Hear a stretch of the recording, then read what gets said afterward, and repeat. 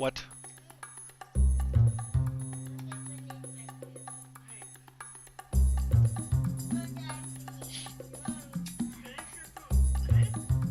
Okay, we're having huge technical difficulties.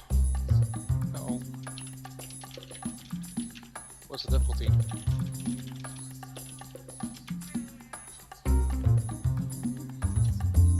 No. No, no, no.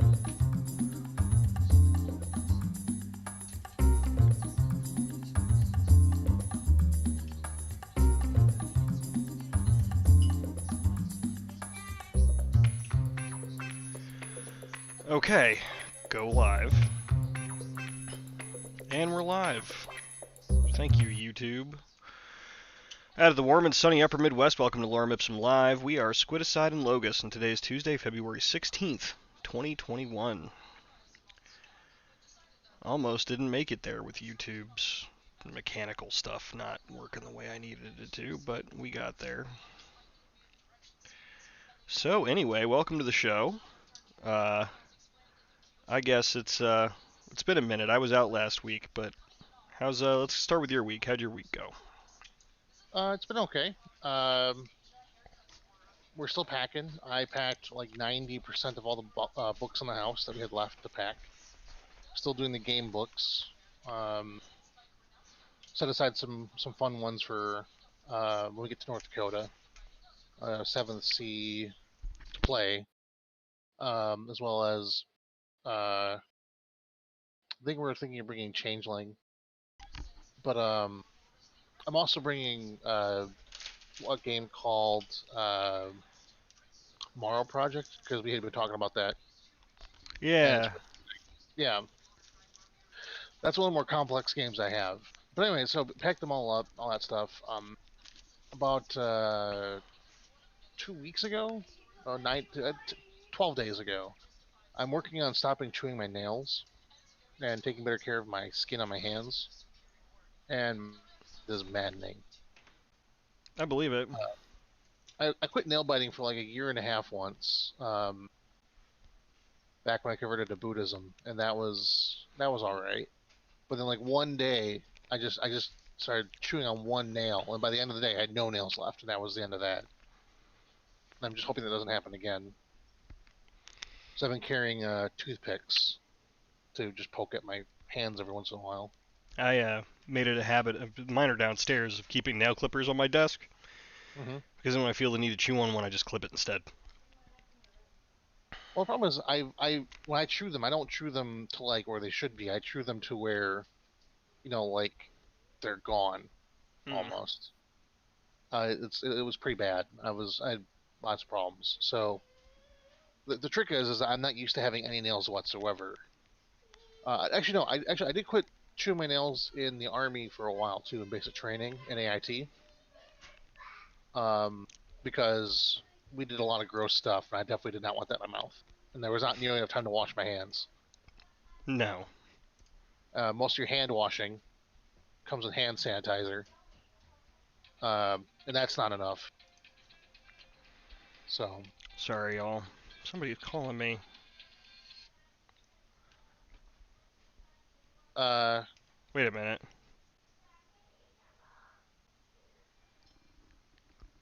That's funny. What up?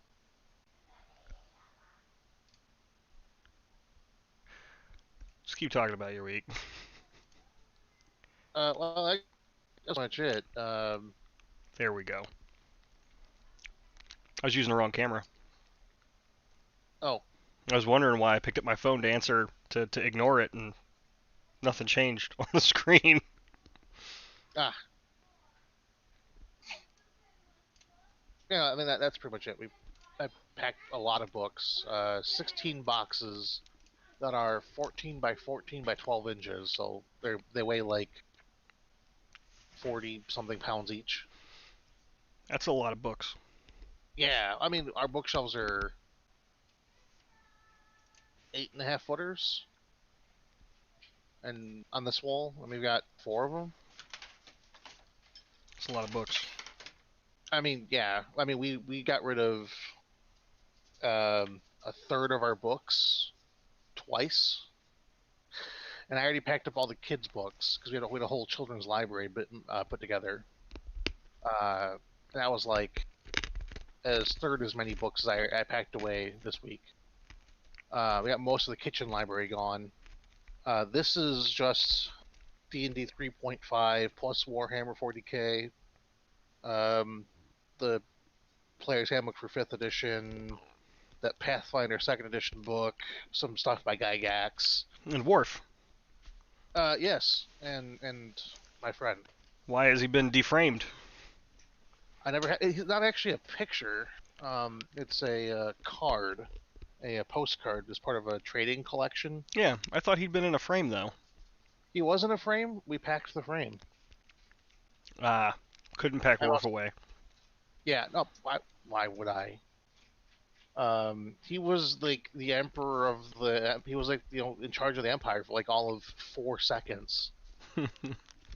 No, we're also packing like all the decorations and stuff we don't need because the idea is even though COVID's keeping us from leaving until like September or something, I have been dying to do Warhammer modeling and painting and minis and stuff. I've been wanting to do it my whole life.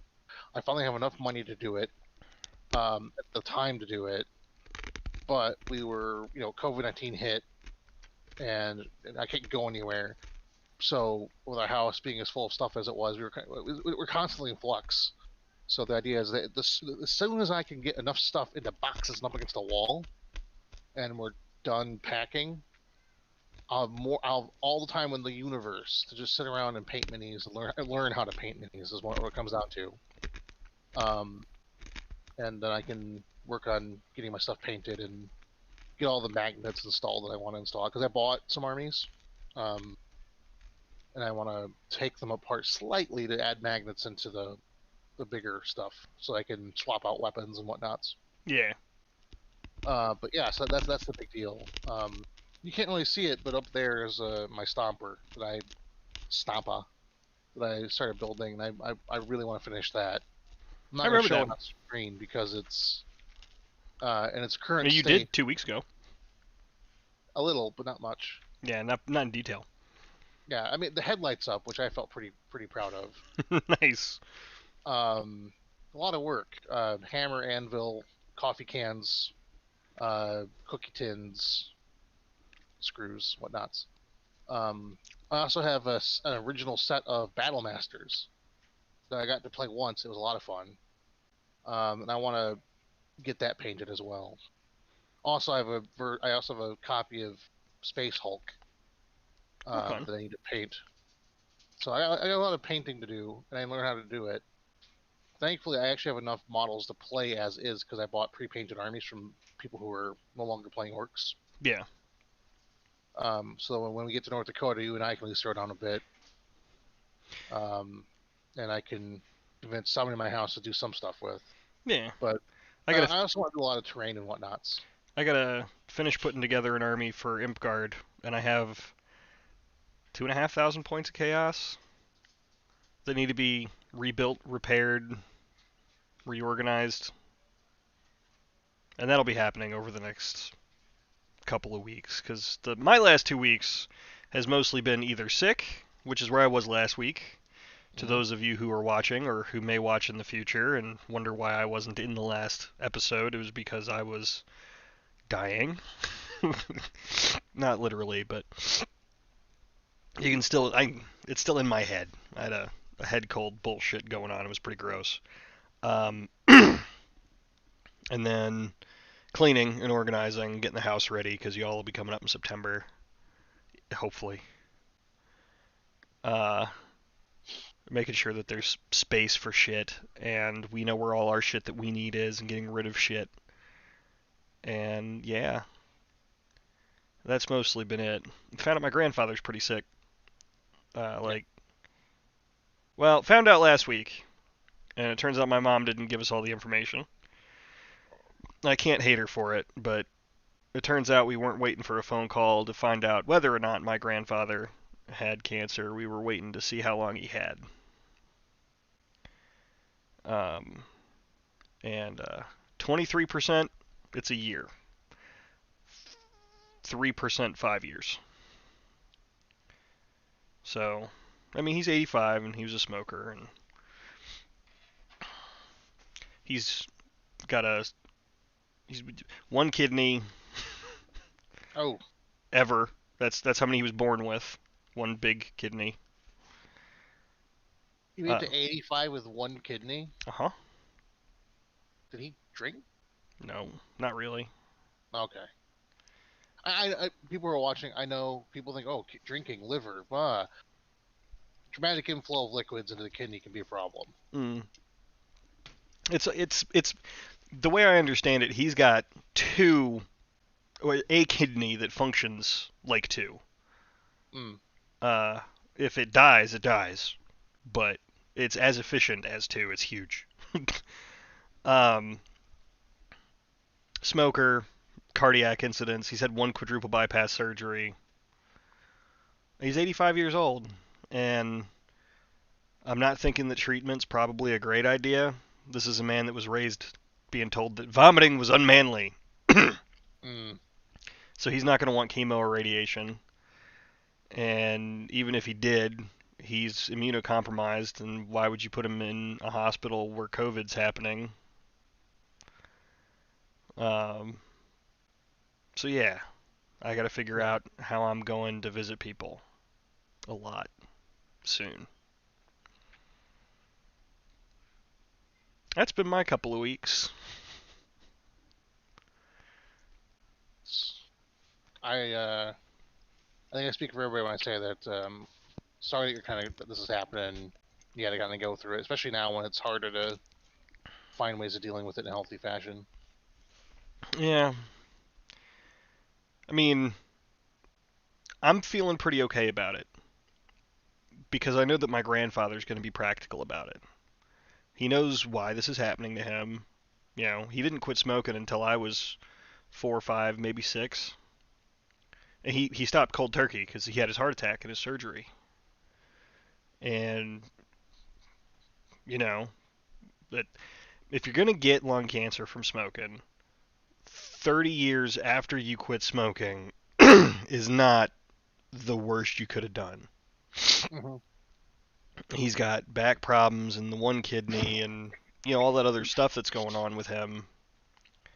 So he's going to look at it and go, well, you know, I lived. So I'm not upset. It's not going to depress me, but I do need to figure out how I'm going to go see my grandparents. Take my kids to go see my grandparents and all that good nonsense. Mm-hmm. I'm worried about my mom, my sister, my aunts, my grandmother, because they're not going to take it as well as me or granddaddy do. But we'll get there. My family's always been. Funerals have been weird for me. The last funeral I went to for a family member was my grandpa, and that was weird. And the one before that, the one before that, I changed religions afterwards. Yeah, So I think I think the last one I went to was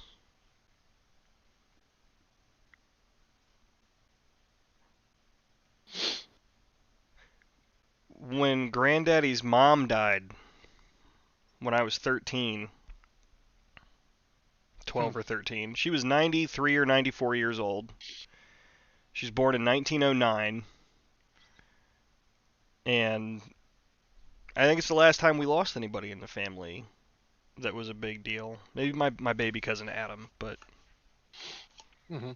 I don't remember when that happened.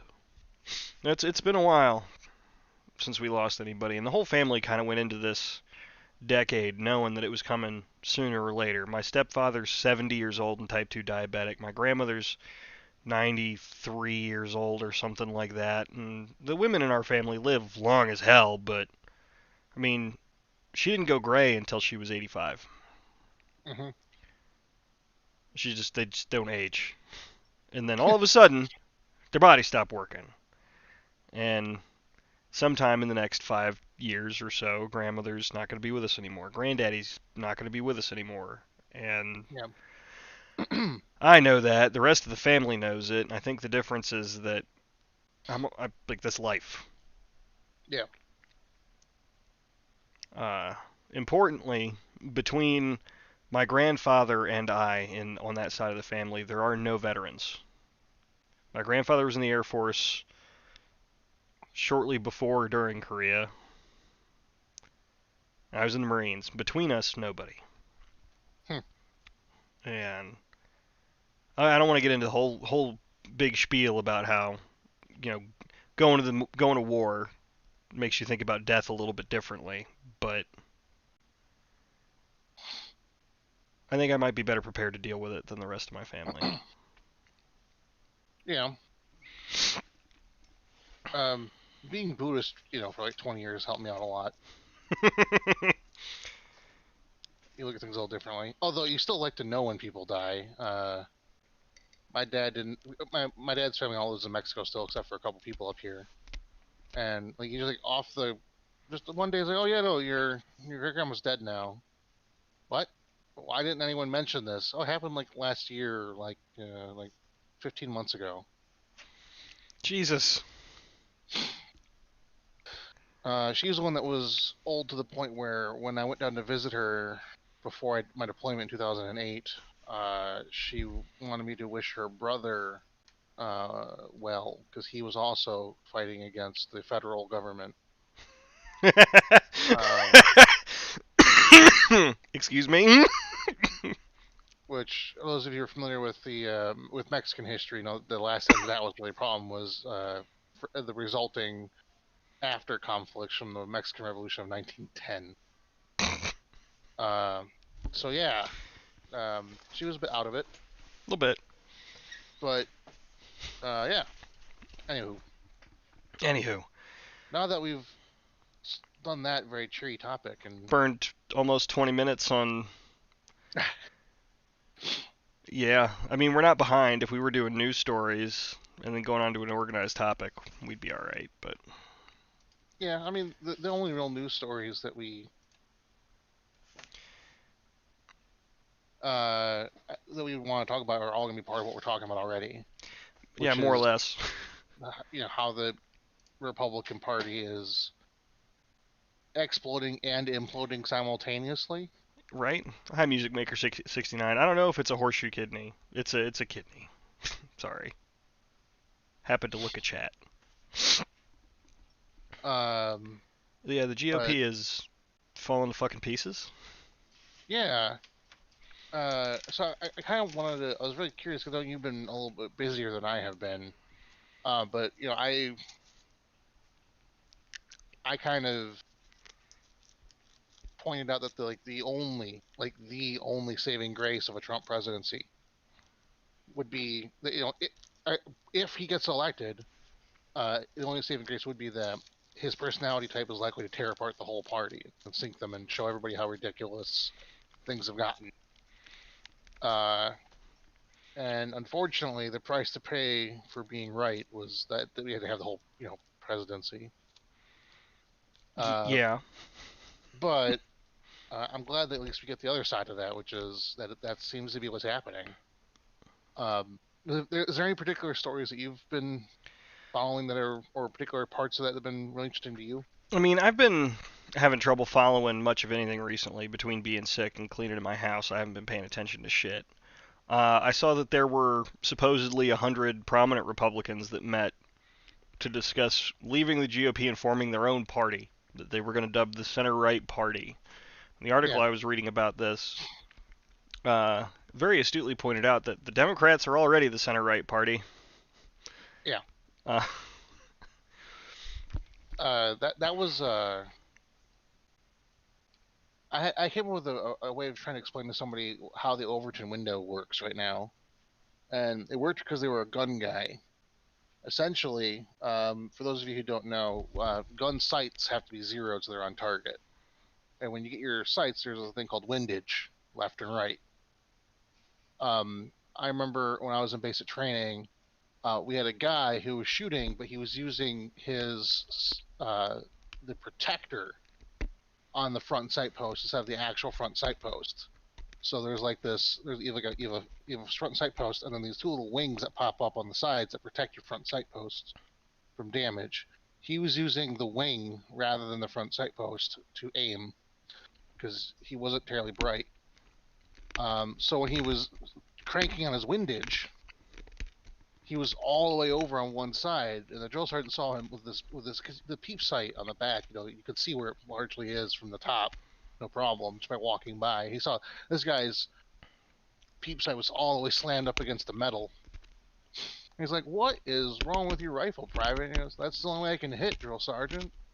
This rifle's all kinds of screwy." And so my point is that you get this sight where you moved everything so far one way in order to hit the target that's directly in front of you. You take that same rifle to a different range, where everything's straight and there's no wind or people aren't doing the front sight post problems, and that rifle's gonna shoot way off paper one way or the other.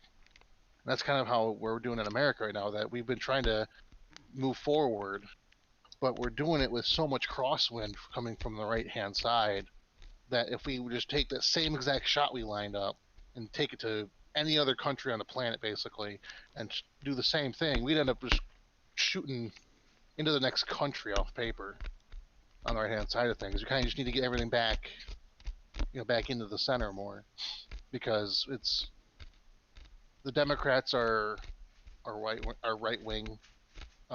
People from everyone I talked to from Europe is like, yeah, no, Joe Biden's essentially. I mean, if Joe Biden was running in England, he'd be like, not really a fascist, but like people would be worried about it.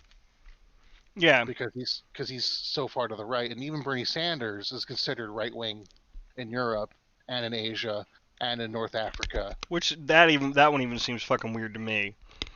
Oh, he's not actually a leftist. Is the thing.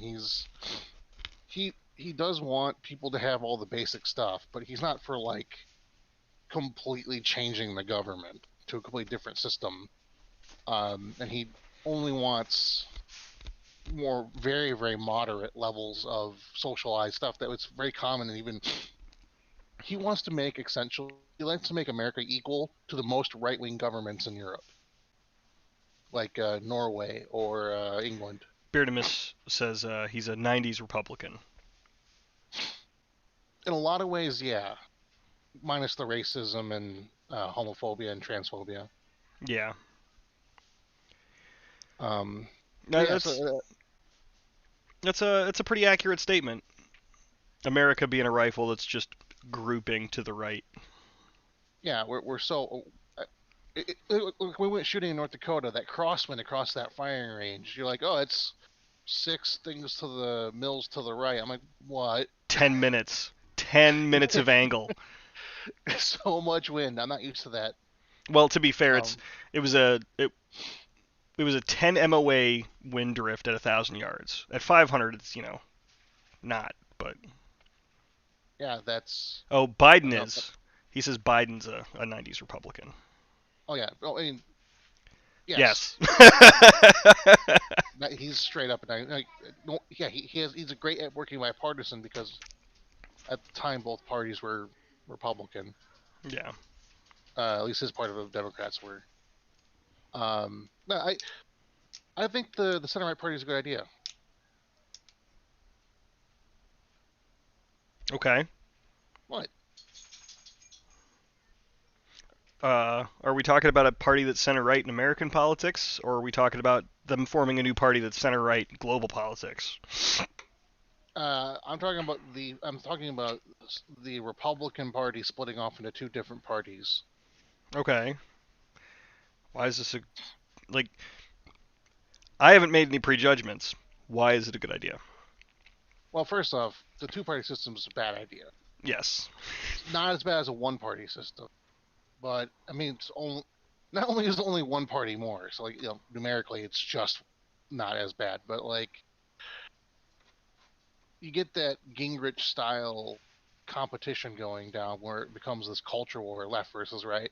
I saw a meme today about how someone was talking about how they bought a metal boba tea straw for when they drink boba tea. That way they're not just throwing out plastic straws all the time. And one of their, I think it was their aunt, commented that they hope that this doesn't change their faith in Jesus because clearly he's going to the left wing now. because he bought a metal straw for boba tea.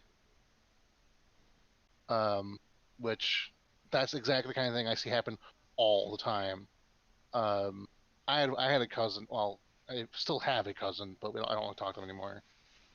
One of his kids decided that perhaps climate change was a real thing, and they had like his whole church intervened because now he's turning into some sort of like crazy communist because he wants to see more data on climate change.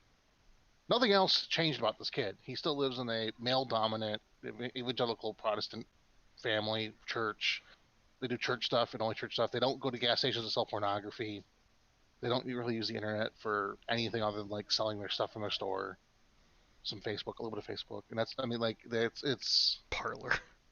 It's still like the same, and that one little thing, and we just need to.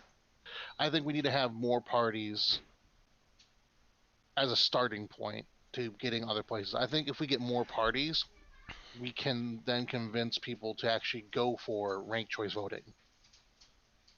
And as far as more parties on our right hand side of things here in the states, there are like four major flavors of people on the right anyway. When I have them, I let them have four parties.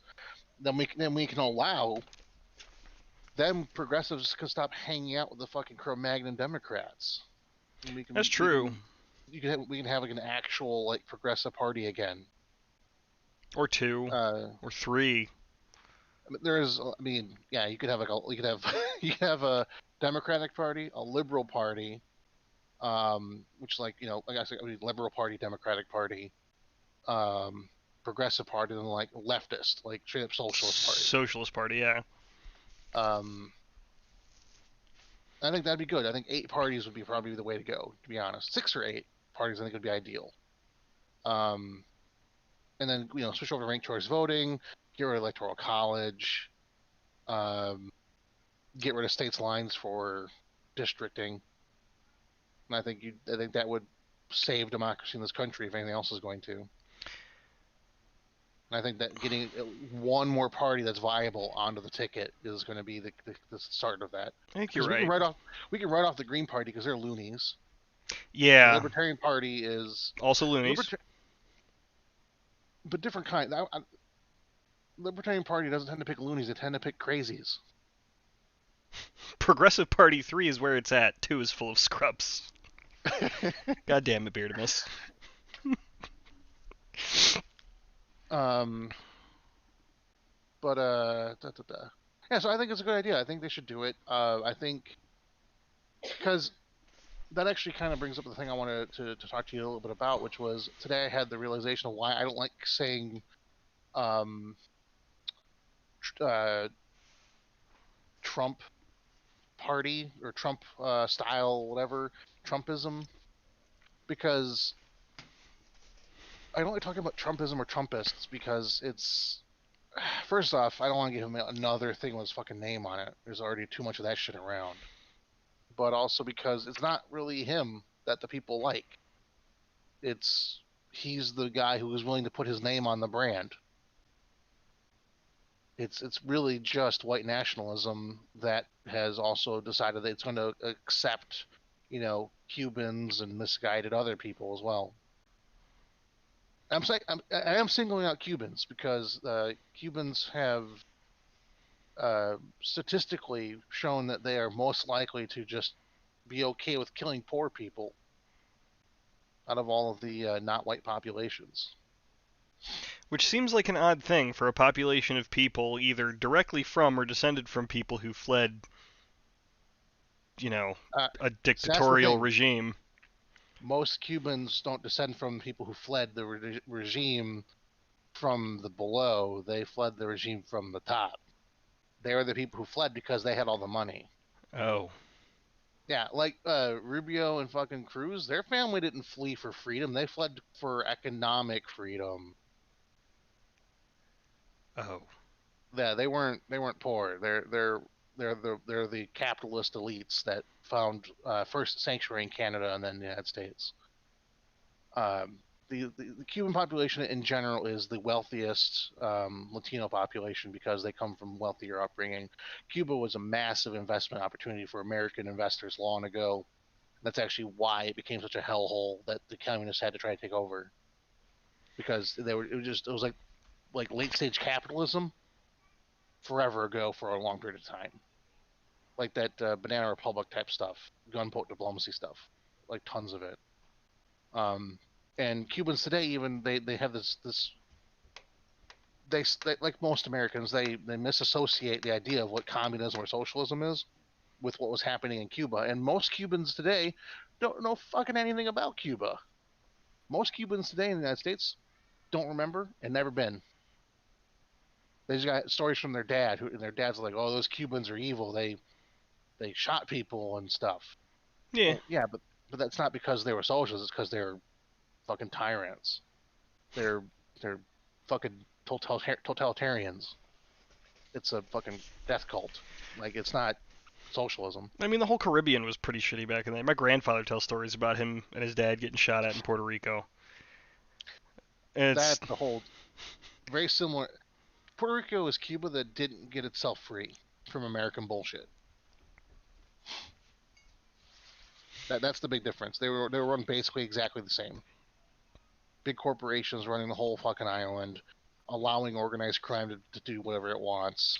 But in Puerto Rico, we had a much bigger naval base to protect it, and we decided we didn't want anybody fucking with it. And with Cuba, there was this whole revolution and stuff.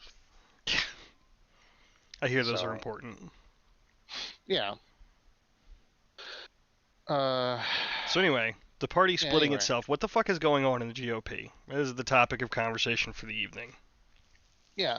Well, I mean, okay, so if you remember, I was telling you about before the election, there was all these meetings, these closed door meetings that people were talking about. The Republicans were talking about how the Trump loyalists were already setting up boundary lines between the people who were Trump loyalists and real Trump loyalists. People are going to always support the real president no matter what happens with the election. Selecting new leadership roles and talking about, who's actually in charge. And there's all these people like Matt Gaetz and Lindsey Graham. This is actually when Liz Cheney actually ended up on my radar, because not only was she only invited to one of these meetings, the one meeting she was allowed to go to before she decided that these guys are all assholes and are going to destroy the country, was one where they chastised her for not immediately getting on her knees for fucking Donald Trump. And she's like, "Well, hold on a minute. He's talking about actually stopping people from voting. That's really bad. Like, he wants to prevent people from voting. He wants to make it impossible, and he's fucking with the postal system. Also, you did know he did all this other terrible stuff, right? And they just basically yelled at her and told her she's never going to be anything ever again. And there's been this whole struggle for power between essentially the super far right and the far right amongst the Republicans this whole time. And right now, McConnell has, on paper, the most power in the Republican Party within Washington, right? But his entire day is spent arguing with idiots, more so than usual. Well, now he actually has to argue with them rather than just saying, "Nope, blah blah blah, turtle gonna hide and shell." So that's what he's been doing. He's been spending every day just trying to convince the Republicans not to just give up on the idea of being electable again. Because, okay, so polls. I was looking at some polls today. Polls of Republicans show that of the MAGA Republicans, depending on where you poll and what day of the week it was, anywhere between 65 and 90% of MAGA Republicans think that Antifa did January 6th riots, right? Depending on which day it was. Up to 98% of those MAGA people believe that the president actually won the election. MAGA Republicans currently make up still between 60 and 70% of the party. right now. And that number got worse, actually, because, as everyone is aware and been talking about, Republicans have just been fucking leaving the party.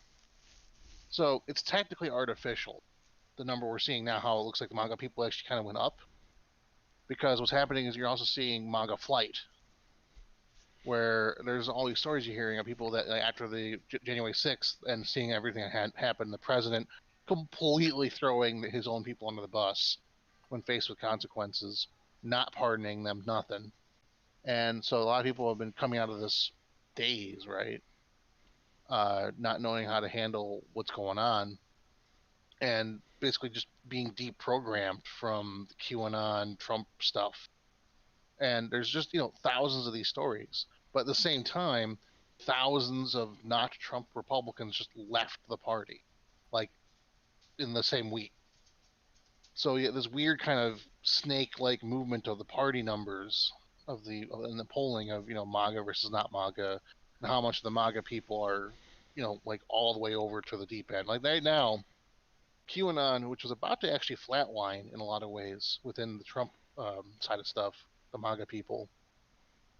The new thing is that was it March 4th? Is the real inauguration, and that's when it'll be President Trump for realsies, and Biden's just there. He's fake president right now. Seriously? Yeah, they're citing. So basically, it used to be that you would be inaugurated in March, and then they changed it to January. But they say that change was made and it wasn't legal. So anyone who's actually inaugurated, including, by the way, Donald Trump, in January, and the way they explained this was that he did the fake inauguration in January, where we all saw it, but for the safety of everyone, he and the real government did the real inauguration, that secret one that everyone's been doing in secret this whole time since 1937, I think it was.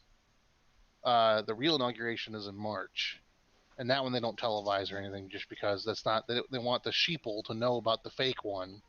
That way, when they can swap out people, they don't have to worry about that. So Trump did the real one in March in 2016, or 2017, I mean, and that's he's gonna do it again this March.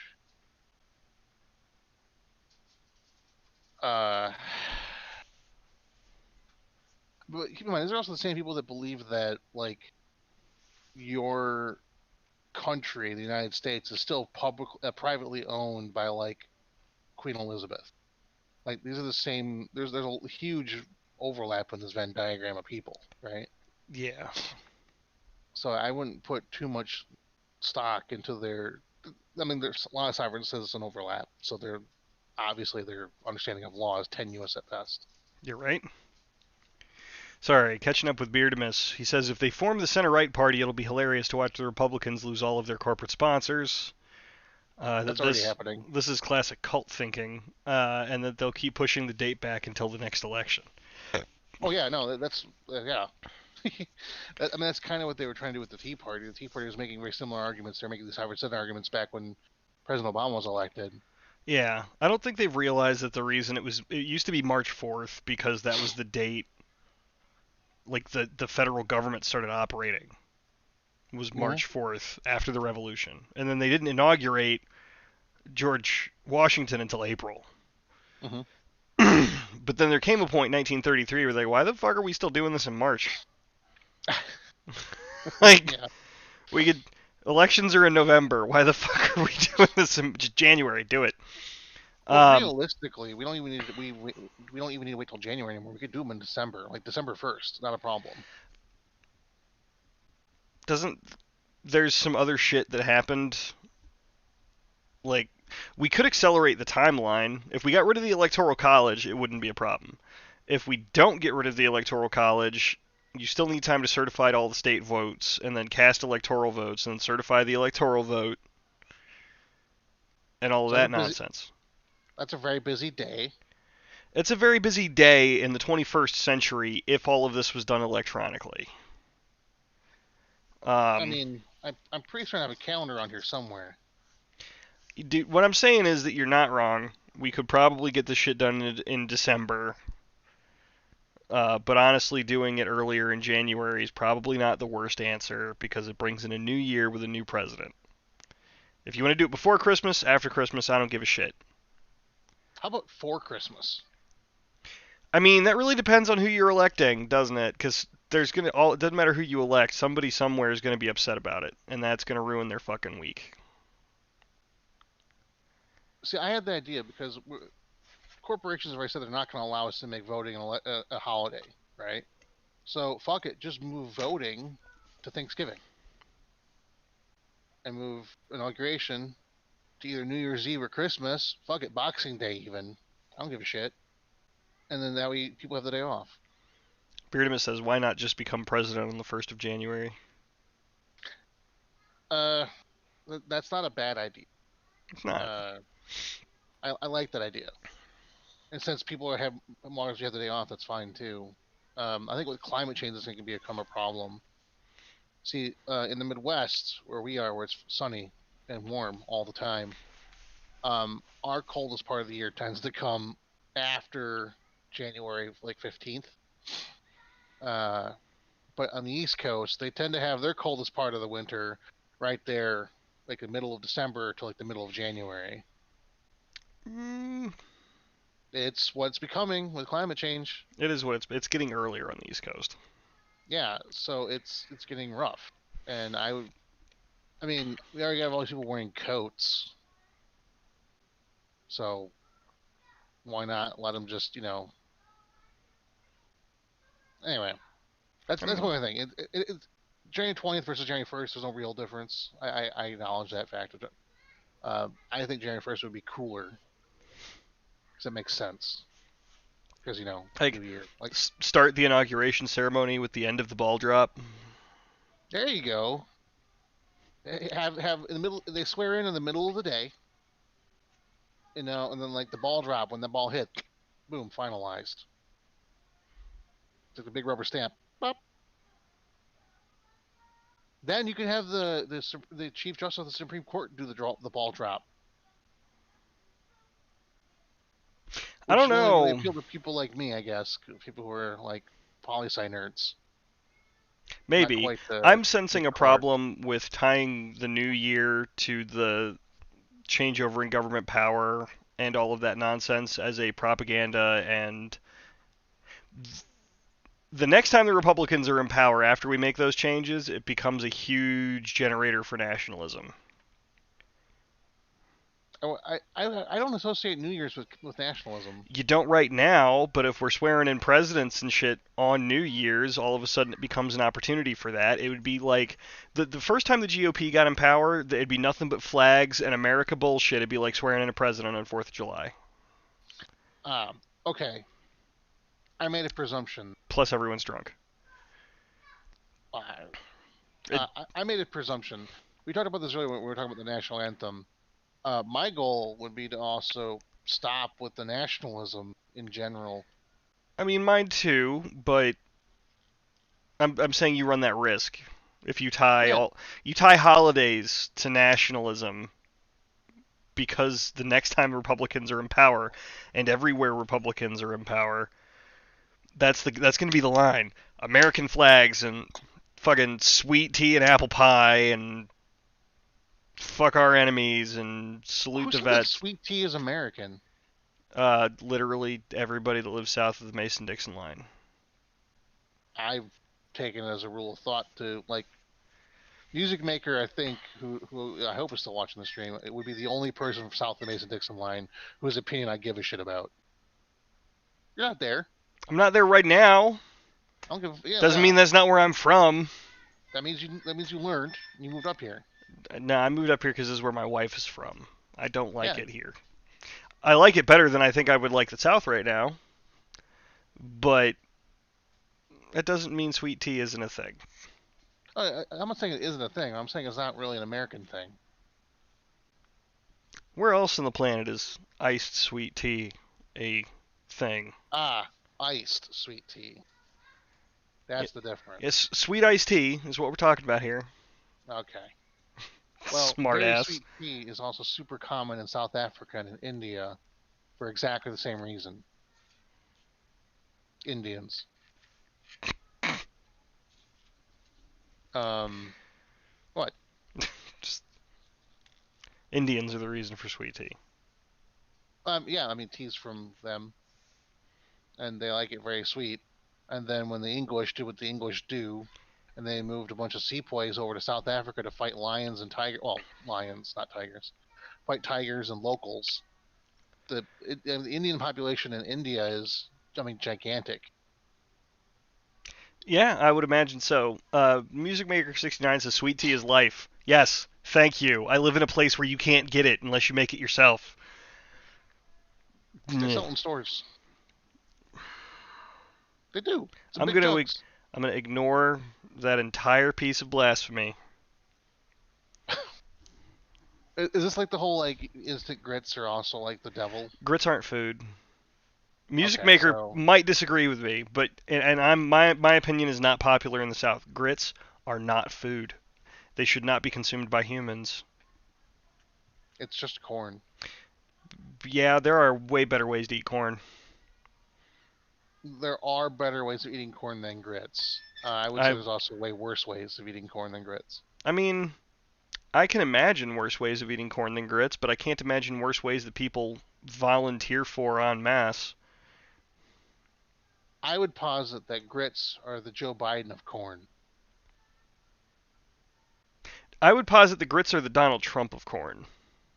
That's no. Because it's a whole bunch of racist white folks in the South that like grits. Google image corn smut right now. People eat that.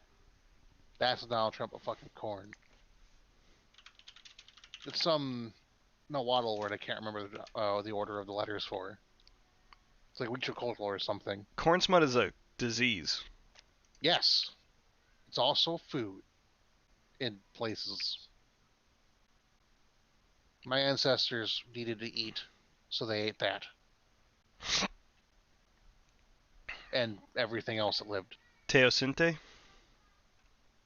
That can't be it. Huitlacoche. Huitlacoche. Yep, there you go. Huitlacoche. Gross. That's the Donald Trump of corn. Having looked at this, I can't disagree with you. Grits are still gross. Grits are still not food. This is even So, less food. like I said, the Joe Biden of corn. It's edible, but not preferable. I wouldn't accuse grits of being edible. Also, apparently Music Maker agrees with me. Grits are nasty. Beardamus wanted to know what the worst way to eat corn if not grits. Corn smut. Corn smut. Look it up. Corn I'm smut's gonna worse. go get more beverage. I would say cream corn is worse than grits as well. Fucking corn smut. So, what else is happening in the GOP right now Besides corn smut, besides corn smut? I was looking at this article. Oh yeah, so people have been making the argument that we need a GOP, and I've been trying to tell them that they're crazy. We don't need a GOP. The Republican Party can die. And there's been some good arguments for that. And the centrist party, the center-right party, is a good example of how you can have right of American center parties without necessarily needing to keep the Republicans around. I think the big problem with the Republican Party as a generalization is that while any system can benefit from a conservative voice, something to temper progress with a little bit of, scaling of the pace and occasional voices of reason saying, hey, maybe that thing you're going to do is going to do some shit that we don't want to happen. Let's look at why. Let's look at how. That's not a bad way for conservatives to exist.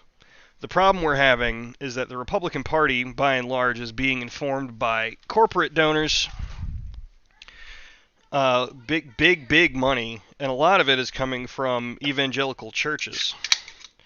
Tax-free organizations in Texas that make a shit pile of money on the misinformed faith of people who don't know any better. That last one is definitely still the case, but corporations are actually moving away from the Republican Party. Well, at the moment, yeah, but historically. Yeah, no, yes. And that's my point, is they can die now because it's losing support of everybody but the crazies. And I guess what made me decide that, or to think about the process of the Republican Party just phasing out of existence, was all 7 of the people who voted to acquit on the 16th, or sorry, on Saturday. You mean who Saturday? voted to convict? Yeah, sorry, no, to convict. Sorry. Um, like their families are yelling at them. Their state side GOP is yelling at them. Essentially, the Republican Party has become the party of believe in conspiracy theories, believe in violent rhetoric, believe in actual violence, believe in lying on the floor of the Senate, believe in unconstitutionality, and if you don't, we will censure you.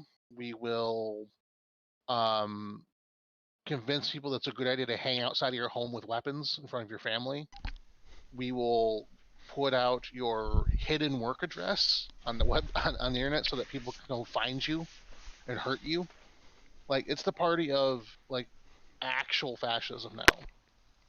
And I don't think that the United States, I think you need, we've talked about this before. I think if you're going to have a democracy, let's say you have 100 representatives, right, as an example number, Mm-hmm. you need 30 centrists, you need 30 lefties, 30 righties, and 5 crazies on either side to keep the conversation going. Now, that's assuming your government is working and everything's more or less taken care of and you're on, you know, running mode, right? Yeah. That's not where we are as a nation. We're on shit. The ship is sunken. We need to get it out of the ocean, put out the fire that's still going somehow, and get the engine put back together. So you need like 65 lefties and 30 crazy lefties to make that shit go. But what we don't need ever is any number of fascists, because Okay. fascism is expressly antithetical to the democratic process. So back to your marksmanship rhetoric from earlier. What you're saying is we need an overcorrection. The next group needs to be shot to the left so that we can figure out where the center is. We are in hurricane force winds, and we need to make sure that we shoot so far to the left that we arc that shit in there sideways like fucking artillery, because that's the only way we're going to hit the target of stopping mass death in our country. Right now, we're the only developed country that has an infant mortality rate that people bother calculating anymore. They stopped calculating American literacy rates for UNESCO.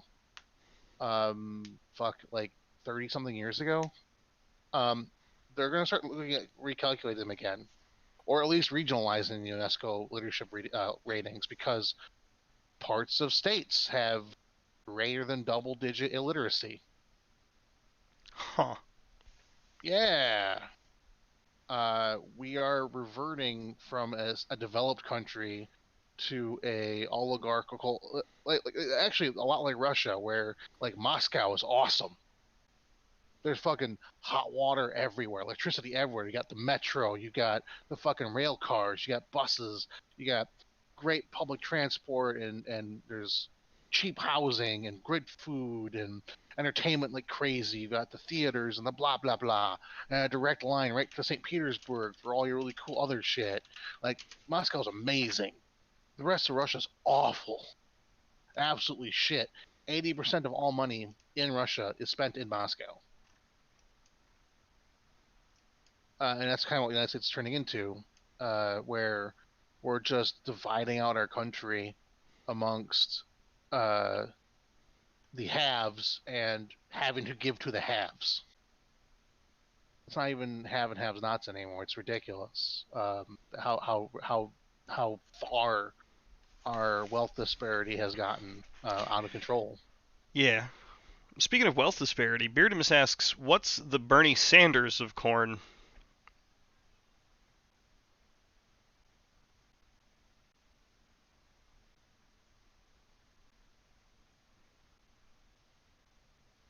Moist cornbread, hot moist cornbread. It's not quite a tortilla. Well, I mean, a proper fucking handmade corn tortilla, fresh out of the goddamn off of the griddle. Uh, that's Kennedy. You know, that's hot shit. Maybe FDR.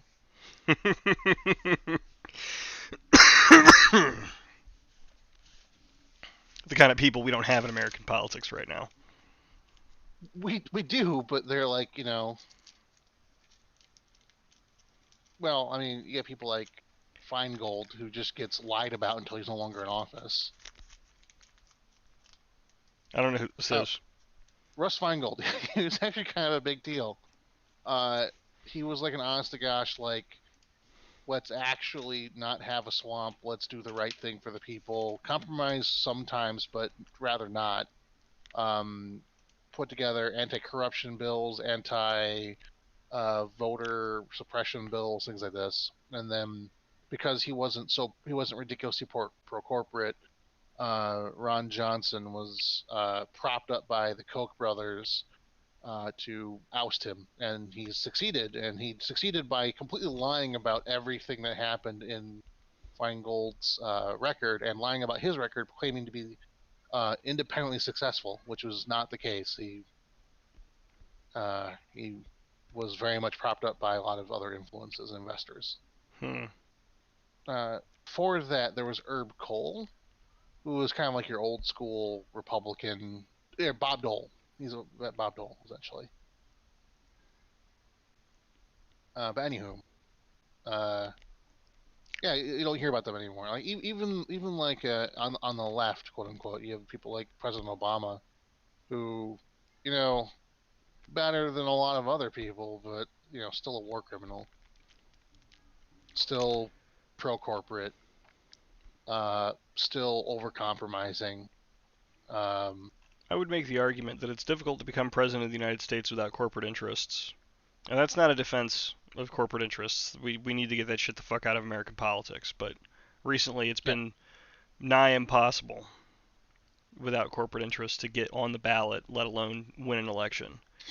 Yeah. And second, I'd make the argument that it's real fucking hard to be president of the United States without being a war criminal. Like, you'd have to seriously break some fucking norms to make that happen. Yeah. I'd expect war crimes sometime in the next 6 weeks from Joe Biden. If they haven't already happened. Well, I mean, he's on track to being better than most. Canceling and then reviewing all foreign arms deals to Afghanistan and in Yemen is a good start. We did pull out of the conflict in Yemen. Yeah. That is a big deal. Leaving a running war, an ongoing running war crime is a great way to stop doing war crimes. I mean, we could have taken the other side in Yemen. No. I don't know enough about what's going on in Yemen. I know I don't like Saudi Arabia. The quick and dirty of why we don't want to do that is the best way to handle taking a pro-opposition stance in Yemen would be to get the UN to sanction every country involved in the mass slaughter of the Yemeni rebels and the opposition peoples. Okay. Military is not the way to go with that because it'll get out of hand, it'll last forever, and the retribution against civilians will just increase. Because that's the way the Saudis do their business, which is why we never should have given them tanks or planes or helicopters or guns or tactical training or CNC operations for their long-range missiles. Or anything else really. We should have just not allowed Saudi Arabia to enter the 21st century with military hardware. But that's just me.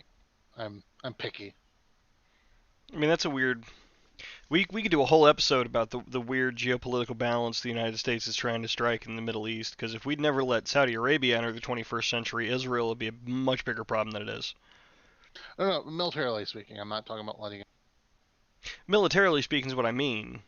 Because Israel's been in the 21st century as long as we have, militarily speaking, and if we didn't support Saudi Arabia being in the 21st century as well, Israel would very quickly have become the dominant military presence in the Levant. If I'm not mistaken, Israel's not big enough to I do mean, that. they did it during the 6 Days War, Not alone. not alone, but with F-35s. 9 million people. With half as many Palestinians right next door.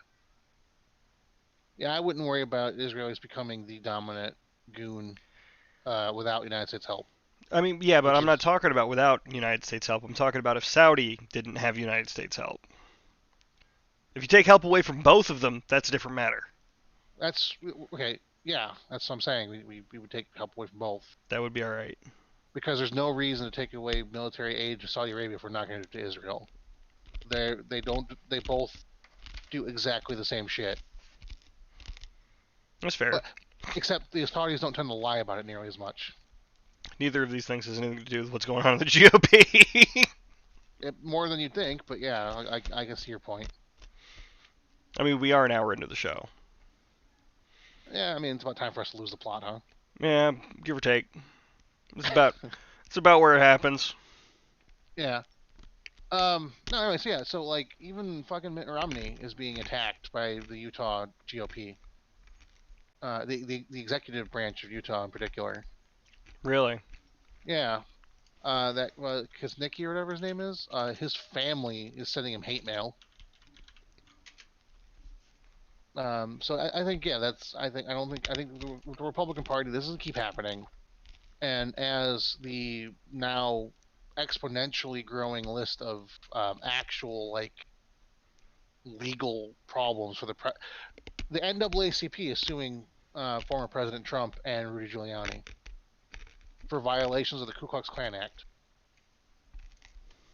The state of Georgia is suing former President Trump. It's like every day, one or two other people come out with lawsuits and criminal investigations for this group of people. And the federal government, the DOJ, is actually continuing its same pace of looking for and charging and convicting January 6 MAGA people. Huh. Plus, the House is calling for a 9/11 style commission to investigate every single aspect of which, of course, is going to reveal all of the shit that we all know about, but it hasn't been compiled yet. So it'll be this bubbling of animosity amongst to each other within the GOP is just going to keep growing. You're going to see, like, Justin Amash even came back into the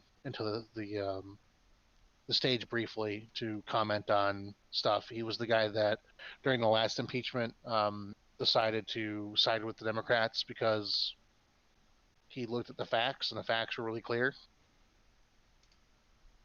And he ended up losing his spot and having to get out of town basically. But, like, conservative, okay, there are still some conservatives in this country, even amongst the regressive people, in the really regressive people and the Republicans. There's just this back and forth that's happening, and it's just going to get worse and worse and worse. And the more criminal cases dig up, the involvement of various members of the House and Senate. Like right now, there's a case being put together by the DOJ to investigate the like 230 fucking people from the GOP who actively committed a 14th Amendment violation, and trying to determine which ones could actually be charged and for violating the 14th Amendment, Article 3 or Section 3. And then there's state side people that did the same did the things as well. The investigation of the Port Authority scandals that have not yet been really written about much, where the Trump administration gave illegal sweetheart deals to, you and I talked about this before, to his transportation secretary's family. And the transportation secretary at the time is Mitch McConnell's wife. So eventually, amongst all the gigantic piles of things that are growing, there's going to be a court case where Mitch McConnell will be investigated, and it'll be shown how much he personally benefited from illegal transfers of funding and licensing given to his wife's family directly, and through his wife's family, the Communist Party of China, because his wife's family is one of the top 3 shipping companies and is partially state owned, and it is a major role in their power structure of the Communist Party in China. So Trump was essentially knowing, and this was all worked out with the Chinese government's hand and on the joystick as well. So he worked with the Chinese government to give a U.S. citizen whose family owns a company money to go between the company and the Chinese government directly, rather than doing stuff. This is an example of all the kinds of things that are happening. The Betsy DeVos thing, where the president authorized her to, through the ICE, to take unclaimed children from the border facilities and give them to private adoption companies that Betsy DeVos's best friend owns. And they make huge amounts of money adopting out these kids for large adoption fees.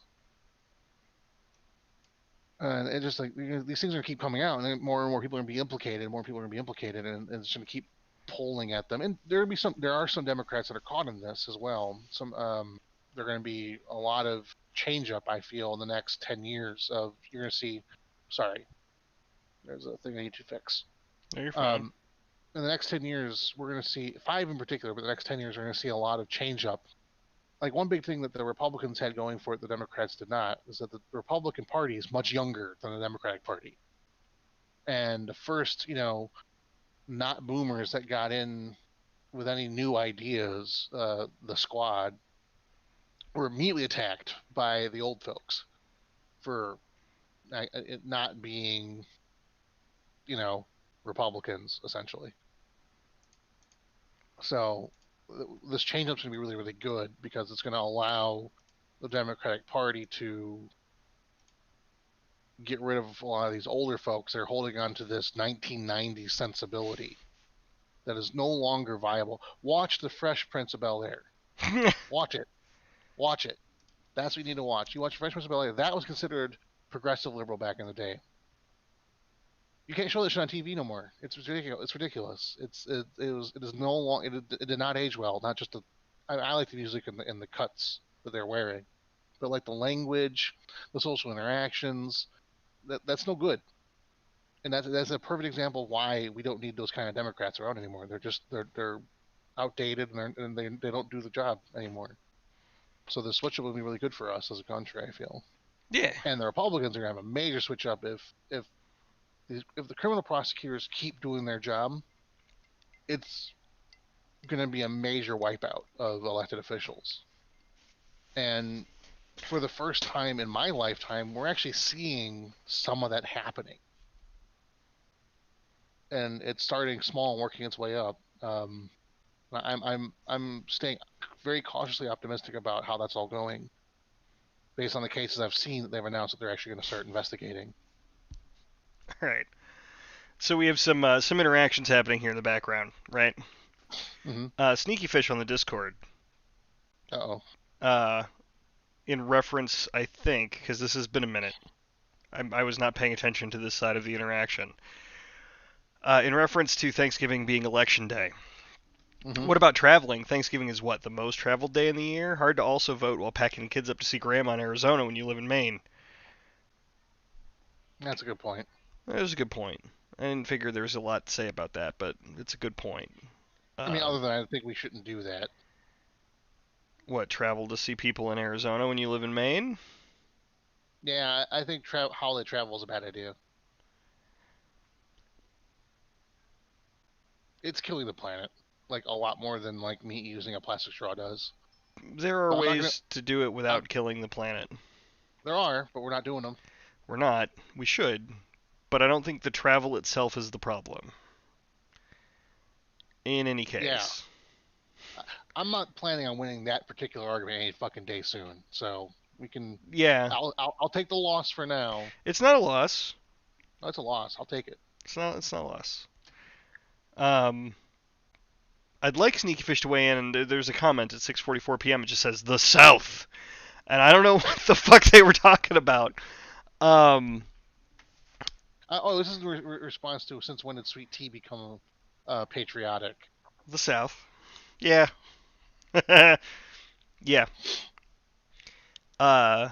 Music Maker 69 in response to what's the Bernie Sanders of corns? Corn on the cob? Definitely not elotes or something too good. Ugh, somebody's calling me. Hold on. I need to remember to put my phone on Do Not Disturb while we're doing this. I think we answered that. He's decent cornbread. Yeah. Like good homemade cornbread.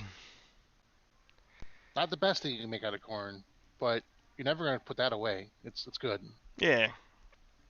Beardamus asks, what is the Carlton of corn?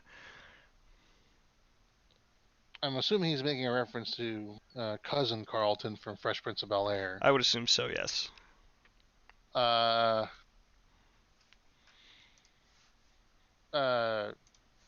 Chili with corn in it. Salsa with corn in it? I have yet to accept that as being a thing I'm going to put in my mouth. That's how I feel about Carlton. I mean, I would advise not putting the actor in your mouth, correct?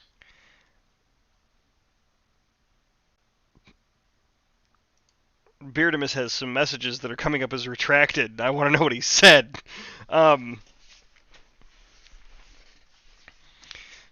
So, something with corn in it where corn doesn't necessarily need to be there. I wouldn't say that that's fair to Carlton. Carlton was an important piece of that story. He actually tried out for the lead role. I mean, I feel like that would have worked out well in his favor if it weren't for Will Smith. That was what everyone else said too. Yeah. And actually, do you know why Will Smith is known as Will Smith in the show? No. Because the guy who played Carlton, whose name I can't remember, is like Andre or something like that, told him, hey, whatever you're going to be called for the show, pick that very, very carefully because that's what everybody in the street's going to call you. Because they don't know you from anywhere else yet. So he said, well, fuck, I go by Will on the street, so I'll just go by Will on the TV show. Also, his name isn't William Smith, which is another important fact. Really? Nope.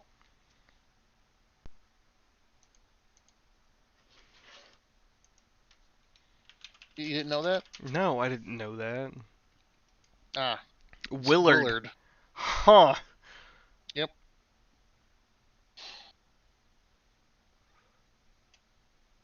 Junior. Well, alright then. He's like 1 year younger than my mom. He's in the new Cobra Kai show. I need to watch that now. I couldn't give half a shit what all the actors from Karate Kid were doing nowadays, but knowing Will Smith's in that thing. When I was, I don't know, 12, my grandma, I was visiting my grandma. She said, "There's a movie on TV. You want to watch it with us?" I was like, "What movie is it?" And she named the movie, and I don't know the name of it. And she's like, "It's got Ralph Macchio," and I'm like, "Who the fuck is Ralph Macchio?" It's the Karate Kid. I know that as an adult, but like even as a kid, I don't give a.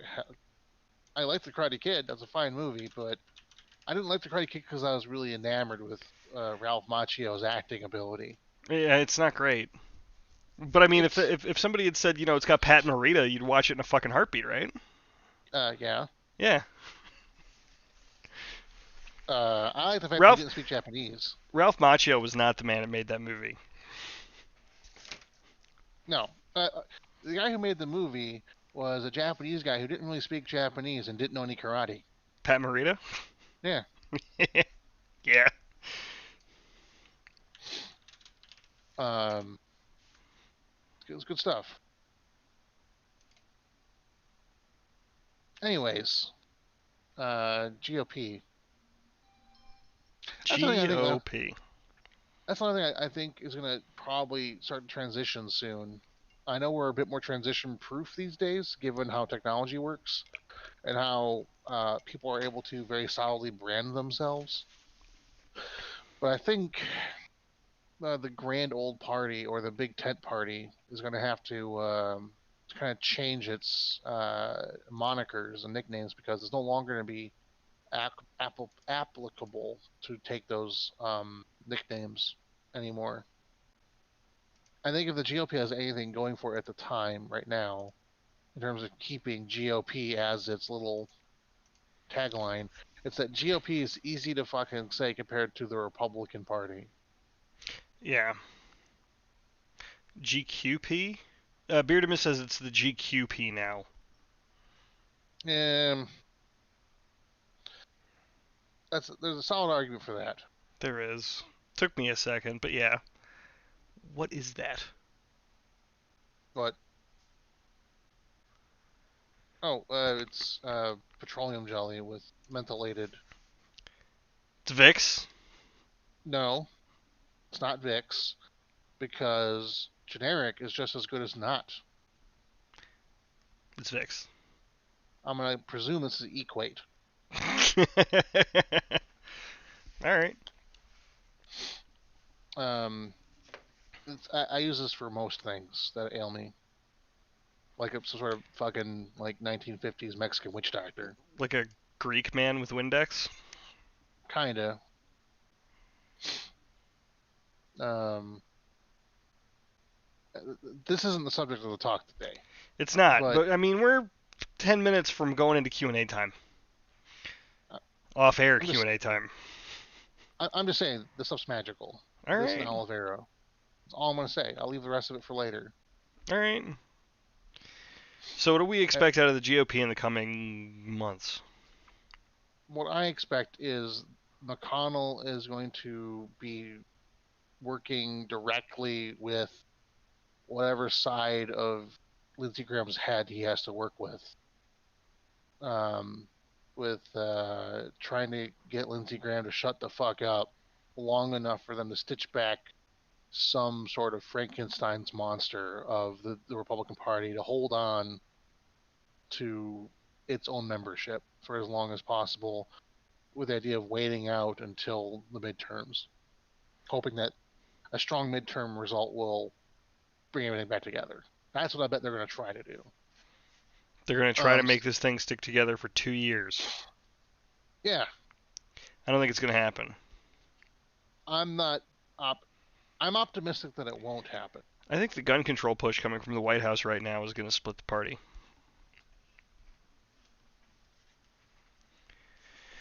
There was a statement put out on whitehouse.gov calling for the banning of assault weapons and high-capacity magazines. We still need to do an episode on gun control because our viewership doesn't exactly know where we stand on these things. I think it's probably safe to say from my body language and tone at the moment that I think it's not what they accuse of being common sense gun control.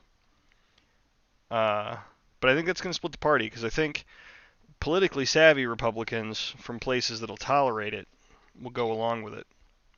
Or Republicans from places that won't. And we're going to have to see a split in the party over this issue. And that's kind of what gun control's been threatening to do for a lot of years, but this year, with Trump and gun control on the table, I think the NRA going away is going to change things slightly. Is the NRA actually going away? Last I heard, yeah. Well, last I heard was months ago.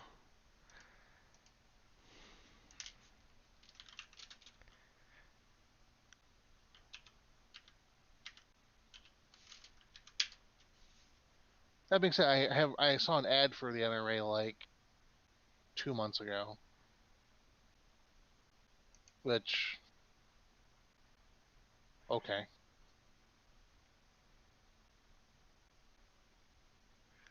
Uh, a New York State judge ruled on January 21st Okay. that the New York State's attorney's lawsuit seeking dissolution of the National Rifle Association uh, under nonprofit law over claims that top executives illegally diverted tens of millions of dollars can go forward. Okay. And So not yet. that's the last thing we got on it. If the NRA manages to stay afloat, that's going to be a problem. If the Yeah. NRA doesn't manage to stay afloat, that's going to be a problem. Because for I people who give a shit about that and cling to the NRA as a bastion of Second Amendment freedoms that they aren't and haven't been for a long time, it's just going to galvanize their base, which probably is a pretty heckin' overlapping diagram with MAGA fucks. well, so I think all of this is dramatically dependent on the continued rollout of the COVID vaccine, because one of the things that's been happening over the last 4 years, in particular, is the increased. I'm not gonna say radicalization, because we're not radical in this country when you're on the far left, because the far left in America is just, you know, not fascist in most ways. Not fascist or fascist sympathizer.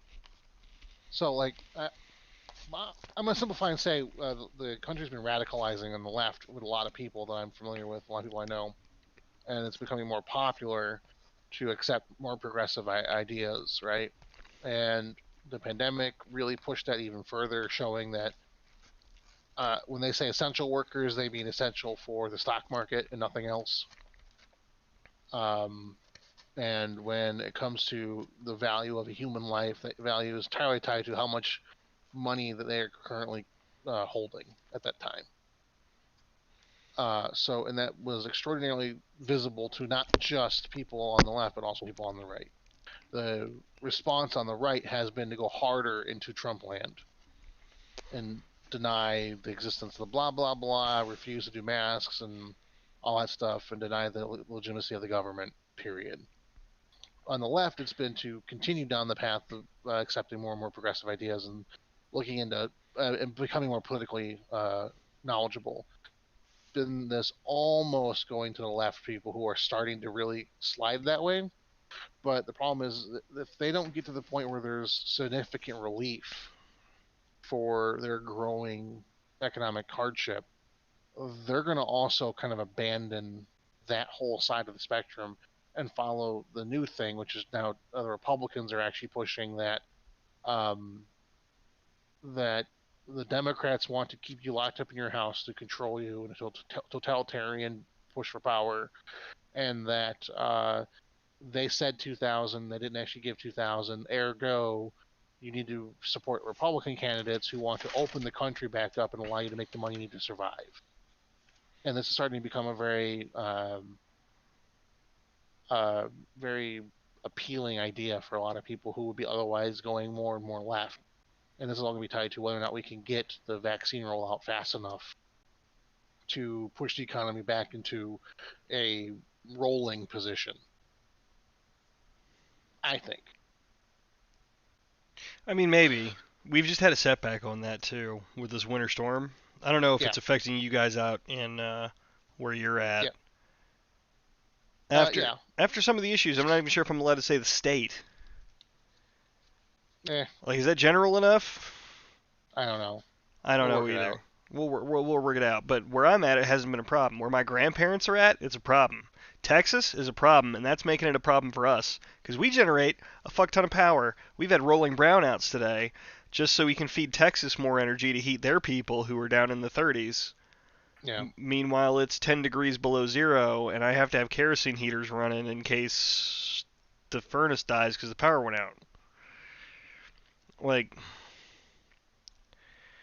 Texas, there was a hospital today that was struggling to find a way to administer 5,400 doses of COVID vaccine today because they didn't have power.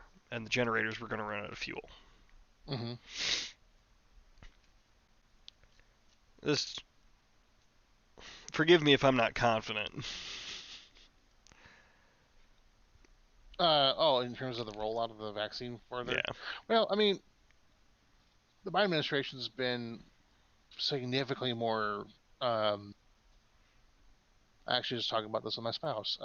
More competent and dedicated to actually getting the vaccine out there and making sure the vaccine is still checking on, make sure the vaccine is still safe and being handled correctly, and working on new vaccines, still funding more vaccines, still redirecting national resources to making more vaccines and more PPE than this. So he's still active. His administration and himself are actively working to try to kill the pandemic as much as possible, as far as possible, as fast as possible. And I was actually saying, as much as I think that Joe Biden is grits, I don't think another candidate besides Bernie Sanders of any of the parties could have gotten anywhere close to how Joe Biden, how a good fit that Joe Biden is turning out to actually be for the pandemic handling. I think Elizabeth Warren would have been close. Nah, she would have sold out the corporate interest the second it became politically expedient to do so. That had not been my impression of Elizabeth Warren. Her grasp on the party power is not nearly strong enough. So in order to maintain power with the more right side of the Democratic Party, she went to the hard corporate Democrats. She would have had the same motherfuckers that turned it from $2,000 to $1,400. Those motherfuckers. The same guys who says that we don't need fucking universal health care. Those motherfuckers. She would sell it to them in a heartbeat just to maintain some political power within the Democratic Party. That way she can use them. That way she can have them for later, for doing other stuff on her agenda. Exactly the people that Bernie Sanders would have smacked in the face. Yep. You just would have, pulled it out and just bop, bop, bop.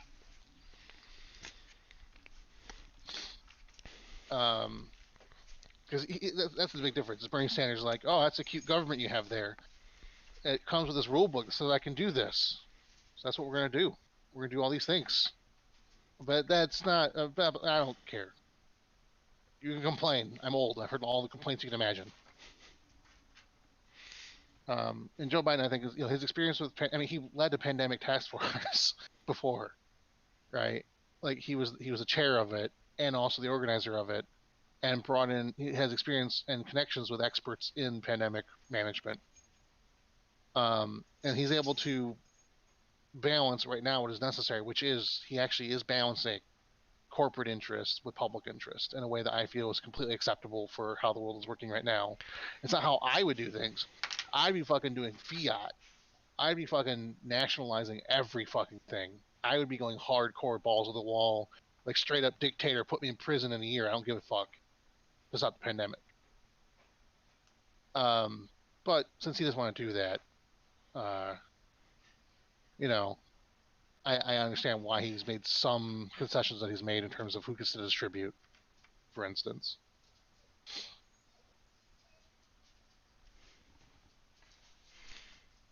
What?